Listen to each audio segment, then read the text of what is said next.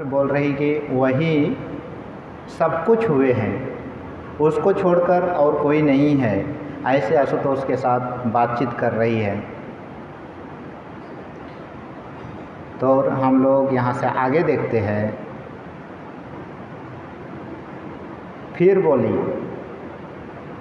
और एक बड़ी चींटी जा रही थी।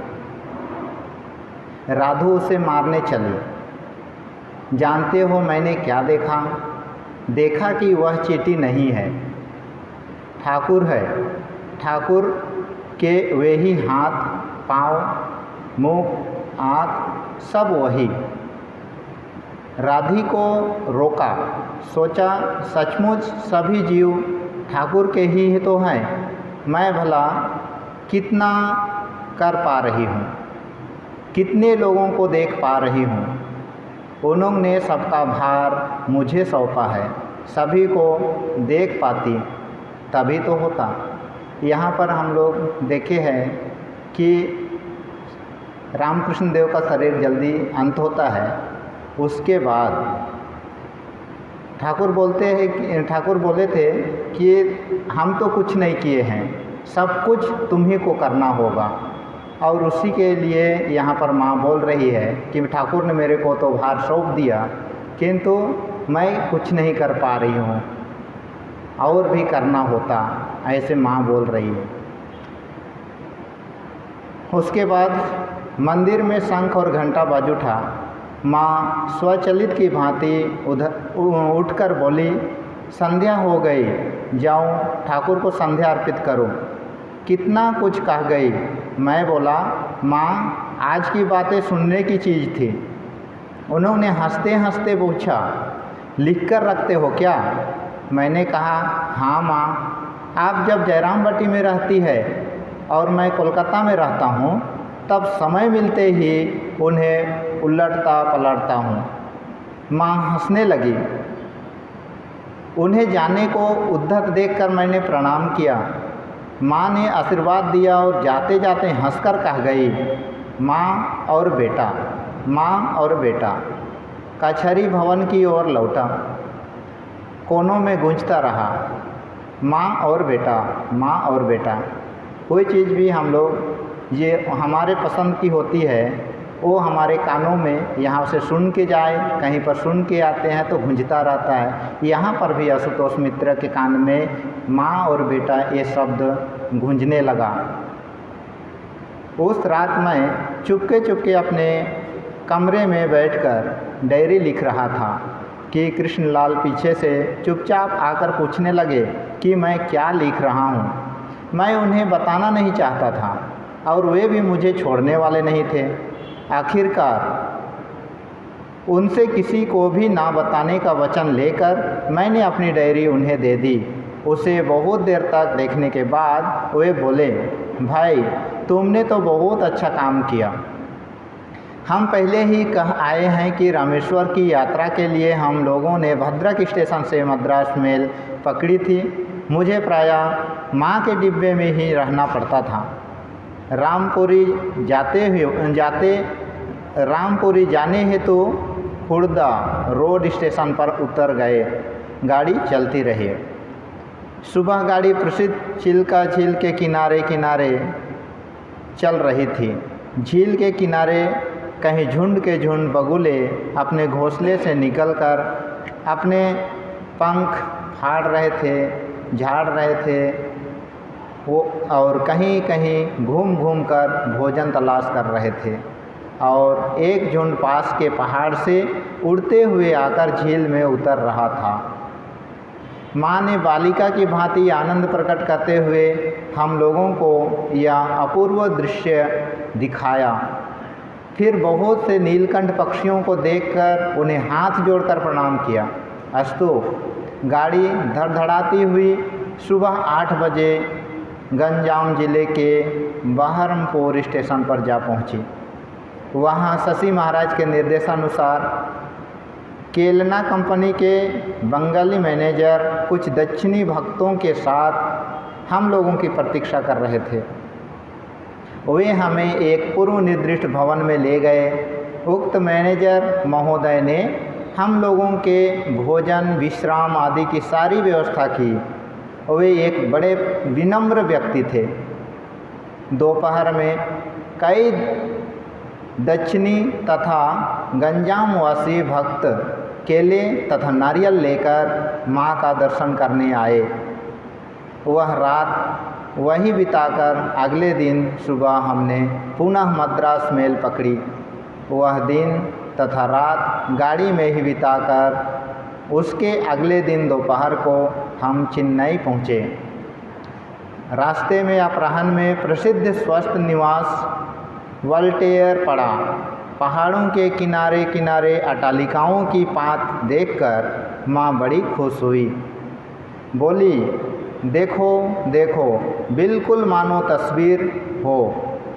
रात में माँ ट्रेन के नीचे की बर्थ पर सोने को राजी नहीं हुई, क्योंकि बहुत दिनों पूर्व एक बार जब वे इसी प्रकार सोई हुई थी तो नींद में उनका हाथ खिड़की पर चला गया और उसी हाथ में ठाकुर का कवच बंधा था।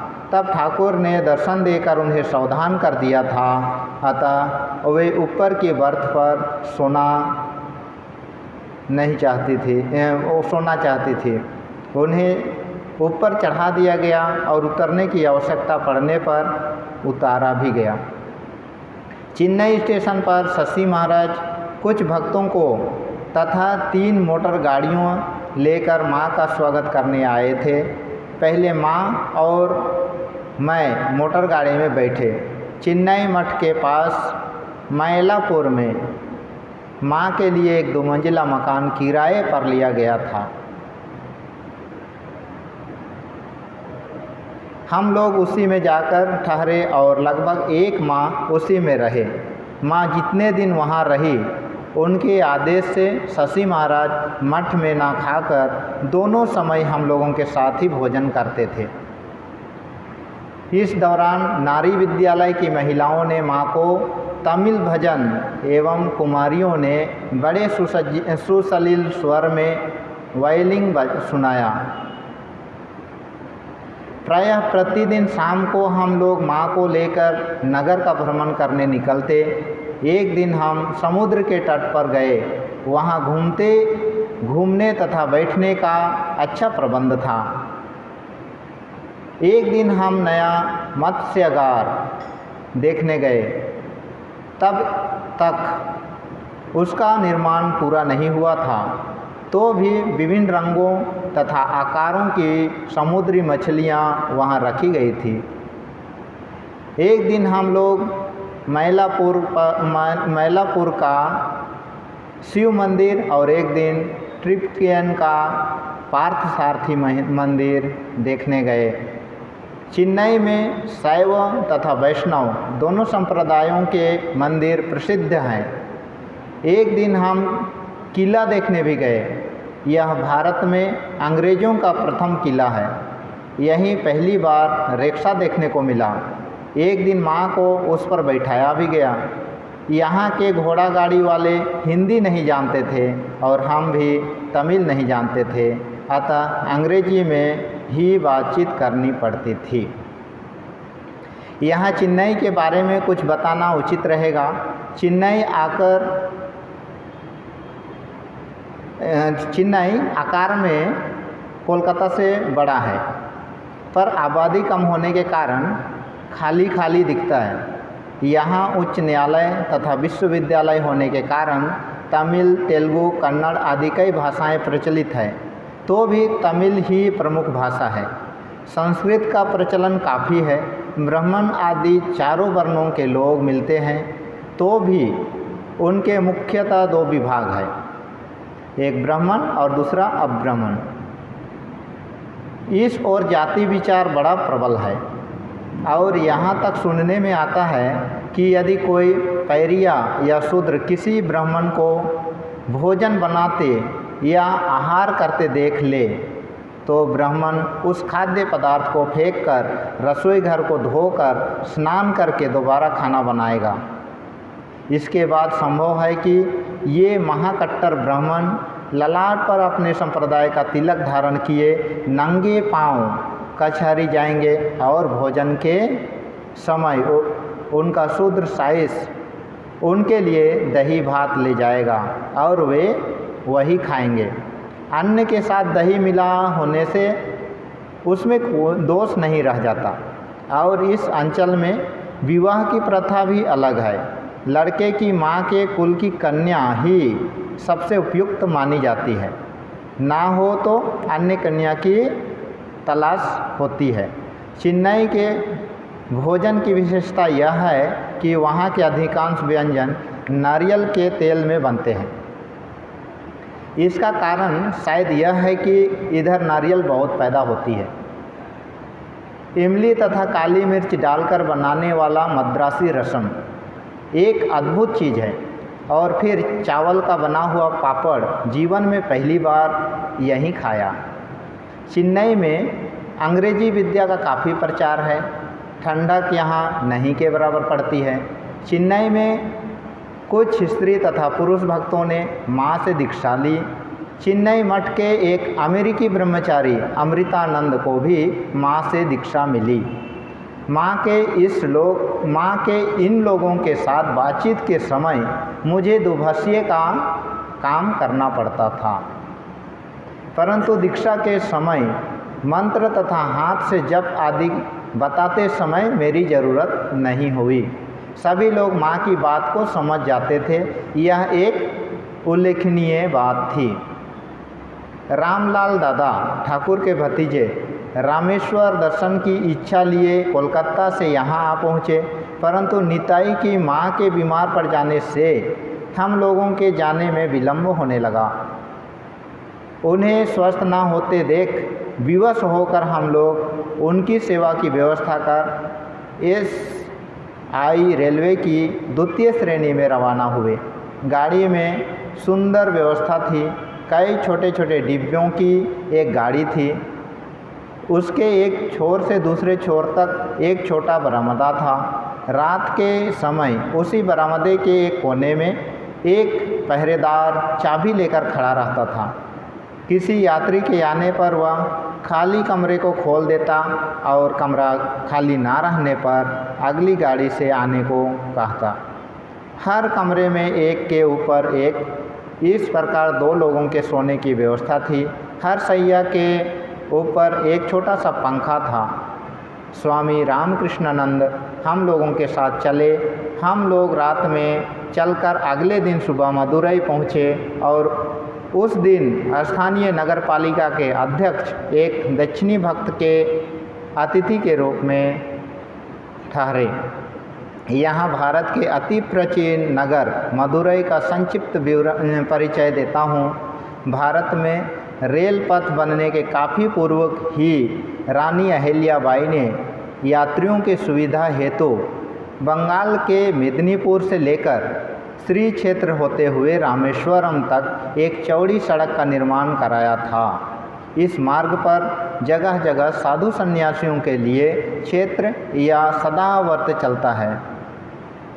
अब भी बहुत से साधु सन्यासी इसी मार्ग से श्री क्षेत्र में श्री जगन्नाथ दर्शन के बाद जीवड़े नृसिंह जी वेंकटाद्रि या श्री शैल में बालाजी, विष्णु कांची या शिव कांची, तिरुचिपाली में श्रीरंगम, मदुरई, कुर्म क्षेत्र आदि दक्षिण के सभी प्रसिद्ध तीर्थों का दर्शन करते हुए रामेश्वर आते हैं। फिर रामेश्वरम से एक अन्य पैदल रास्ता भारत के पश्चिमी सागर तक से होता हुआ द्वारिका तक गया है। साधु लोग रामेश्वरम दर्शन के बाद इसी मार्ग से पद्मनाभ, जनार्दन, कन्याकुमारी, गोकर्ण महादेव और महाबालेश्वर, पंढरपुर आदि तीर्थों का दर्शन करते हुए प्रभास द्वारा द्वारिका पहुँचते हैं। मदुरई भगाई या भगारू नदी के दक्षिणी तट पर स्थित है। यहाँ 2 धर्मशालाएँ हैं, एक स्टेशन के पास और दूसरा भगाई नदी के किनारे। हम लोग अपराह्न में मंदिर का दर्शन करने गए। मदुरई का मीनाक्षी मंदिर बड़ा प्रसिद्ध है। दक्षिण भारत में दूसरा कोई मंदिर इतना सुंदर, प्राचीन तथा विशाल नहीं है। मूर्ति कला की दृष्टि से भी वह सारे भारत में अनूठा है। 14वीं शताब्दी में दक्षिण के मुसलमान शासकों ने इस मंदिर के सामने की दीवार तथा गोपुरम या प्रवेश द्वार को तोड़ दिया था। वर्तमान में इस टूटे गोपुरम के नीचे बाजार लगता है। मंदिर चारों ओर राजपथ से घिरा है। इसके 9 प्रवेश द्वार हैं। इसमें से एक 252 फीट ऊंचा है, 152 फीट ऊंचा है। यह देवालय उत्तर से दक्षिण की ओर 837 फीट लंबा और पूर्व से पश्चिम की ओर 744 फीट चौड़ा है। मंदिर के बीच में सुंदरेश्वर स्वामी या सुंदर लिंग तथा मीनाक्षी देवी की मूर्ति विराजित है। जगह जगह सुंदरेश्वर की लीला के लिए कुछ मंडप है। उसमें सहस्त्र स्तंभ मंडप और वसंत मंडप, ये 2 प्रसिद्ध हैं। मंदिर का पूरा भीतरी भाग एक मेहराब के ऊपर स्थापित है और सहस्त्र स्तंभ मंडप अर्थात 1000 स्तंभों वाले दलान की मूर्ति कला तथा चित्रकला वर्णनातीत है। यह एक दर्शनीय वस्तु है। वसंत मंडप 100 गज लंबा और 60 फीट चौड़ा है।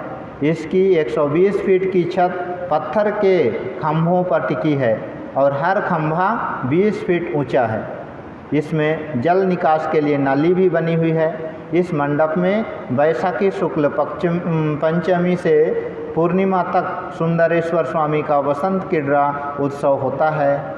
इस उत्सव में बहुत से लोग आते हैं। यह मंडप भक्तराज तिरुमल नायक ने 20 लाख रुपए की लागत से बनवाया था। मंदिर के बगल में पत्थरों से बना हुआ शिवगंगा नामक सरोवर है। सरोवर के चारों ओर दलान है और बीच में सुंदर लीला मंडप है। अपराह्न में माँ तथा अन्य सब ने यथाविधि सरोवर में स्नान किया और दर्शन करके संध्या के बाद लौटे। उधर की महिलाएं संध्या को दीप खरीदकर अपने अपने नाम से शिवगंगा के किनारे रख जाती है। माँ ने भी अपने नाम से दीप दान किया। रात में मंदिर को दीपमाला से सुसज्जित किया जाता है। हम लोग अगला वर्णन अगले पाठ में देखेंगे। आज के लिए हम लोग यहीं पर विराम करते हैं। ओम निरंजनम नित्यमनंतरूपम भक्तानुकंपाधृतविग्रहं वै ईशावतारं परमेश्वरमीड्यं तं रामकृष्णं शिरसा नमामि।